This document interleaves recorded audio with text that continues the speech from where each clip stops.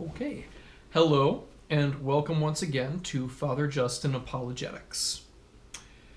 I've got a very exciting topic today. This is actually one of the original topics I had in mind when thinking about this video series. If you haven't watched my first two videos, I'll just remind you real quick. The purpose of these videos, of these apologetics, isn't really to offer this huge complicated argument for something, but really all I'm intending to do is to sort of clarify some relatively common miscommunication or misunderstanding that I think is just kind of floating out there. And with a little bit of clarity, a certain issue can be seen with greater wisdom and comprehension. So that's really the goal. And the topic I have today is just perfect for that. I want to talk about progress. What progress is and what progress is not. Is progress good? Absolutely. Is progress something that we should all care about? You betcha. Do I trust people that describe themselves as progressives? No, not really. Not really. It's possible, but if I meet a stranger, someone I don't know, and they describe themselves as a progressive, I'm going to take that with just a little bit of suspicion automatically.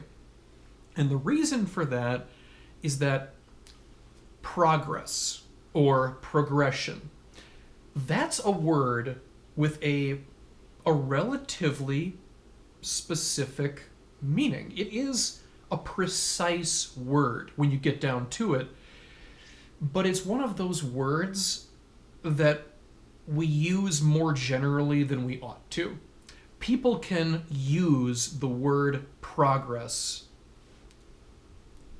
as something that doesn't really apply. And that's kind of what I want to dispel here. When you get down to the original word, progress just means advancement. It means moving toward a higher or more advanced state. And if we just take a minute and think about what progress is in the purely grammatical sense of the word, that's pretty clear. It's moving forward. That's it. But people use the word progress sometimes as anything that's new or innovative. If you favor the new thing instead of the old thing, you might very well call yourself progressive with no real ramifications. No one will call you on it in this day and age, at least I suspect. And that's not accurate. I don't like that because it's not true. If you would like me to summarize my argument in one easy-to-remember formula, it's this. Progress does not equal the next new thing. And yes, I did write this with a calligraphy pen just because I felt like it. I'm not very good at calligraphy, but I had the pen, so whatever. If something is new and, unknown, it could be progressive. But it could just as easily be regressive. You have to look at this with a critical eye. If something is new, it could be progressive. It could be genuine progress. But it is also true that it could be a step backward. Again, the word progress means going forward. Something that goes backward is not progress, even if it's the new thing. In terms of examples, when I think of relatively modern, clear examples of things that are not progress, I think of spam emails. With tongue in cheek, I can tell, like disco music. I don't mean that. I don't mean that. Spam emails. But the other thing is dangerous and addictive drugs like crystal meth. The guy who invented crystal meth for the first time, that was not progress. We as a people, we did not advance as a civilization by having more access to dangerous and addictive drugs. I'm kind of curious to see if anybody would want to argue the other side of that progress really does equal more dangerous addictive drugs, but not really. I don't want to hear it. That sounds like an exhausting conversation. Those are modern takes. No one likes spam emails. People that intentionally are trying to, somehow con or manipulate other people through email. I mean, no one likes that. It's not progress. It's a big pain, as I'm sure many of you know. So those are, a few things. And there are more ambivalent things that we could talk about with respect to something being progressive or regressive. I don't want to get into this too much because this is getting into one of those controversial topics that I don't really want to talk about here. But there's a lot of fear going on around right now about the state of the planet. Human influenced climate change and all of that.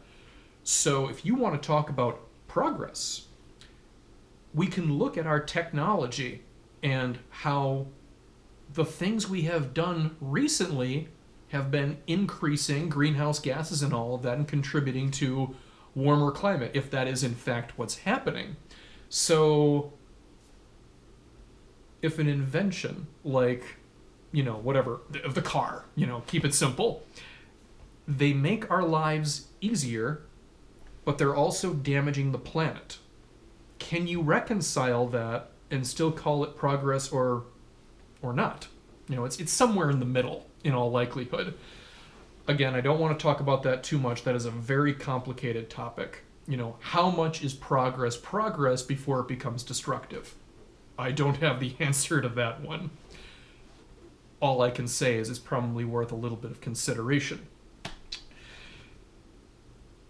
That said, there is one more example that I wanted to share with you as proof that a new thing that has never happened before or never been invented before is not necessarily progress, but in fact a terrible, terrible idea. And for that, we're going to go back in time to the mid-1800s. I have to tell you why Andrew Jackson is my least favorite president of all time. And I know a few very intelligent, very well-educated people that say that Trump is the worst president in the history of the United States, and that I have other people that say Obama was the worst president in the United States. And whenever those topics happen, and I'm, not able to leave the room, and I have to participate, I can say, well, I respect your opinion, but my least favorite president of all time is not a modern one. Trust me, everyone, things can be a whole lot worse than they are now. Andrew Jackson deeply concerns me. He did some good things in life. He's actually a remarkably popular president, apparently, if you just go by statistics and polls, because he did good things in his presidency. I will not deny that. But Andrew Jackson is also very directly responsible for the Trail of Tears. Andrew Jackson, since he was a boy, had issues with the Indians. Indian attacks on settlements were apparently still a thing when he was a child. And even before he was formally president, he made it clear that, he had plans for the indigenous population. And leading up to the Trail of Tears, I think it's important to remember that the Cherokee, who are largely, the Trail of Tears people, the Cherokee were remarkably cooperative with white culture. The Cherokee were integrating. They were playing ball. They were doing everything that they were supposed to. They were doing their best. They were doing their best to integrate themselves to the new world and the new society while still being them. And it still wasn't good enough. They were still forcibly, removed from their land. 25% of them died of some form of exhaustion or sickness on the way. It was terrible. It was absolutely terrible. And you don't need me to talk about this. There are wonderful history teachers out there that know more about the Trail of Tears by an order of magnitude than I do. So I'm not here to really give you a comprehensive history list. And for the record, I know it's a complicated issue. I know that Andrew Jackson is not 100% responsible. There are other factors at work. I'm not denying any of that. But it happened, and it was absolutely terrible. It is a shameful part of our history, and Andrew Jackson definitely had a hand in it. Where he comes into play for this video is this. I had to call up my little tablet here.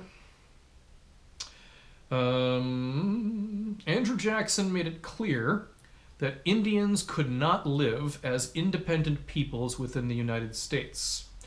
Here's a quote from him directly. "Surrounded by the whites with their arts of civilization, they would be doomed to weakness and decay. They had either to submit to state laws or go." For all intents and purposes, Andrew Jackson played the progress card for the Trail of Tears. He basically said the Indians had to go in the name of progress. It was an inevitability. Their time east of the Mississippi had come and gone. And he had people that were protesting against this. He had people who were begging him not to do this. And Andrew Jackson basically said, in the name of progress, presumably for, white Americans, in the name of progress, you need to go. That is not progress. That was a human rights violation wrapped in the buzzword of progress and the other buzzwords that come along with it, development and civilization and, whatever you want to call it. And again, the point of this video, I'm not saying that all progress is bad. Far from it. Most progress is good. But I am urging you in the spirit of apologetics and critical thinking, do not be easily deceived by the word progress. If something is labeled progressive, you owe it to yourself to look at that thing with a critical eye. Is it, in fact, progress? Is it an advancement toward the common good and the betterment of mankind? Or is it something neutral or bad that is merely being labeled as progress because it's innovative and new? Bad and terrible things can be new and innovative. Don't be fooled by labels. Progress is good. But the illusion of progress, or the label of progress, it may simply be camouflage to keep you from seeing something for the reality that it is. So beware, and never be afraid to look at something with a critical eye, and don't give that thing a pass simply because it is new and innovative. Thank you for watching.